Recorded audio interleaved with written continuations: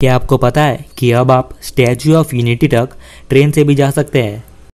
आप में से बहुत लोग सोच रहे होंगे कि ये तो सबको पता है कि स्टैच्यू ऑफ यूनिटी के लिए माननीय प्रधानमंत्री श्री नरेंद्र मोदी जी ने 8 जोड़ी ट्रेन की शुरुआत की है। नहीं, ट्रेन तो रेलवे ने शुरू की है, पर प्रधानमंत्री जी ने हरी झंडी दिखाई दी। पर ध्यान देने वाली बात यहाँ पर यह है कि ऐलान के कुछ सालों बाद ही केवड़िया रेलवे लाइन का काम पूरा कर लिया गया और अब ट्रेन भी चलना शुरू हो चुकी है। पर अकोला खंडवा गेज कन्वर्जन काम अभी तक पूरा नहीं हो पाया है। ऐसा क्यों है? ऐसा इसलिए है क्योंकि केवड़िया बहुत महत्वपूर्ण जगह है। यहाँ से सिर्फ 5 किलोमीटर की दूरी पर स्टैच्यू ऑफ यूनिटी मौजूद है और स्टैच्यू ऑफ यूनिटी को रेल के माध्यम से जोड़ना बहुत ज़रूरी था, क्योंकि ये भारत की एकता और अखंडता का प्रतीक है, विश्व की सबसे ऊंची प्रतिमा है। और अकोला खंडवा गेज कन्वर्जन ये कुछ ज़्यादा ज़रूरी प्रोजेक्ट नहीं है, क्योंकि इसके पूरे होने से ना पूरे होने से महाराष्ट्र की सरकार, मध्य प्रदेश की सरकार और मिनिस्ट्री ऑफ रेलवे को कुछ ज़्यादा फर्क नहीं पड़ने वाला। पर हम सबको पता है कि वहाँ के लोगों के लिए जो पहले मीटर गेज ट्रेन से यात्रा करते थे, उनके लिए तो गेज कन्वर्जन होना बहुत ज़रूरी है। और Delhi Mumbai north south connectivity को बेहतर करने के लिए ये प्रोजेक्ट बहुत ज़्यादा ज़रूरी है। तो इस प्रोजेक्ट को भारतीय रेलवे जल्द से जल्द पूरा कर पाएगी या नहीं, और अभी इसका लेटेस्ट अपडेट्स क्या है, तो इस वीडियो में आज हम उसके बारे में चर्चा करने वाले हैं। तो फाइनली हम लोग पहुंच चुके हैं वास्को ड गामा।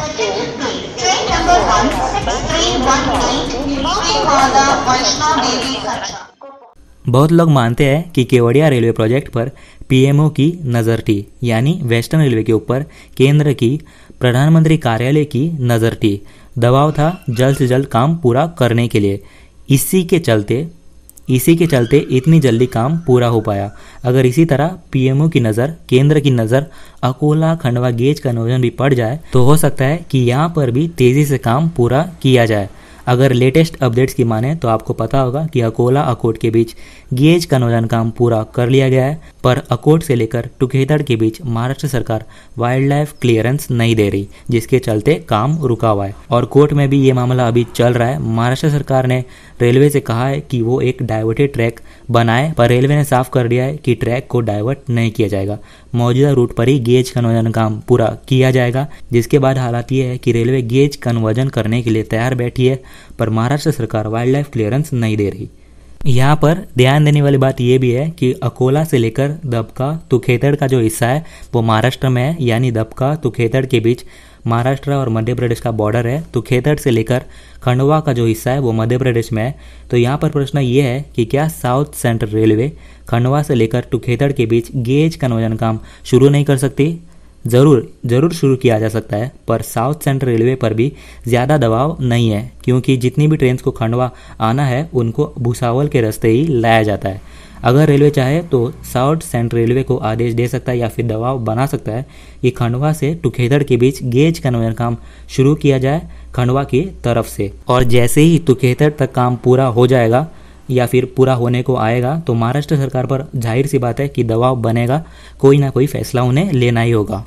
बहुत लोगों का ये कहना है कि रेलवे को डाइवर्टेड रूट बना लेना चाहिए। महाराष्ट्र सरकार का भी यही कहना है, पर अभी बहुत ज़्यादा समय बीत चुका है, अब और देरी नहीं कर सकते।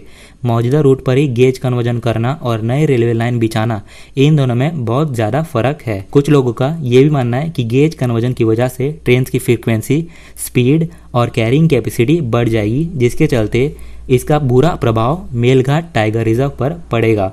सिर्फ 29 किलोमीटर सेक्शन है अकोट अमलाखुर्द के बीच जो मेलघाट टाइगर रिजर्व में मौजूद है, और यही सेक्शन विवाद का सेक्शन बन चुका है।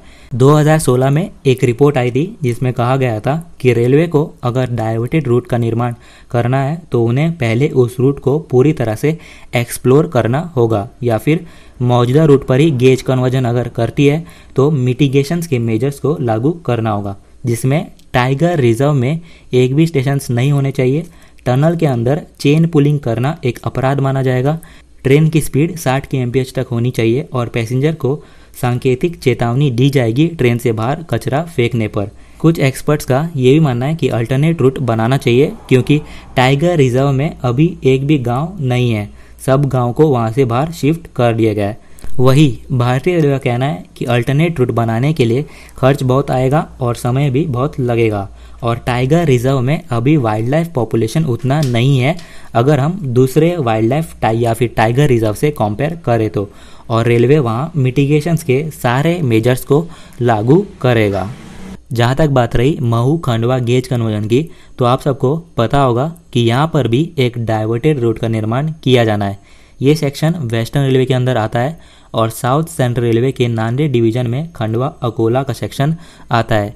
साउथ सेंट्रल रेलवे चाहे तो खंडवा से तुकेगढ़ के बीच गेज कन्वर्जन काम शुरू कर सकती है, पर वेस्टर्न रेलवे प्रोजेक्ट्स पर काम नहीं करती बल्कि प्रोजेक्ट्स को होल्ड पर रखने में ज़्यादा विश्वास रखती है।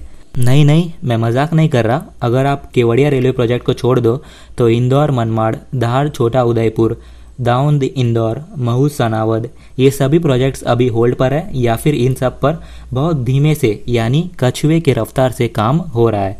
सिर्फ साउथ सेंट्रल रेलवे के तुकेगढ़ तक गेज कन्वर्जन करने से दबाव नहीं बनेगा, वेस्टर्न रेलवे को भी तेजी से काम करना होगा, सनावद तक गेज कन्वर्जन काम करना होगा। और ये पूरा सेक्शन मध्य प्रदेश में, वहाँ पर आपको किसी भी तरह की परेशानी नहीं होनी चाहिए। कुल मिलाकर मुझे लगता है कि काम शुरू होना चाहिए। आप टाइगर रिजर्व के अंदर काम नहीं कर सकते, पर आप उसके बाहर काम कीजिए। अगर आपने रूट ना डाइवर्ट करने का मन बना लिया है तो काम शुरू कीजिए। खंडवा तो तुकेगढ़ के बीच ही सही, पर काम शुरू होना चाहिए। फिलहाल तो मुझे नहीं लगता कि इस पर तेजी से काम शुरू होने वाला है, पर अगर केंद्र की या फिर पीएमओ की, प्रधानमंत्री कार्यालय की इस प्रोजेक्ट पर नज़र पड़ जाए तब हो सकता है कि तेजी से इस प्रोजेक्ट पर काम किया जाए। अब बात करते हैं बायोडीजल लोकोमोटिव्स के बारे में। बायोडीजल लोकोमोटिव का सबसे अच्छा उदाहरण है WDM7। ये लोकोमोटिव डीजल इलेक्ट्रिक लोकोमोटिव है जिसे BLW वाराणसी ने मैन्युफैक्चर किया है, और साधारण तौर पर यह लोकोमोटिव आपको सिर्फ चेन्नई सेंट्रल के आसपास ही देखने को मिलेगा।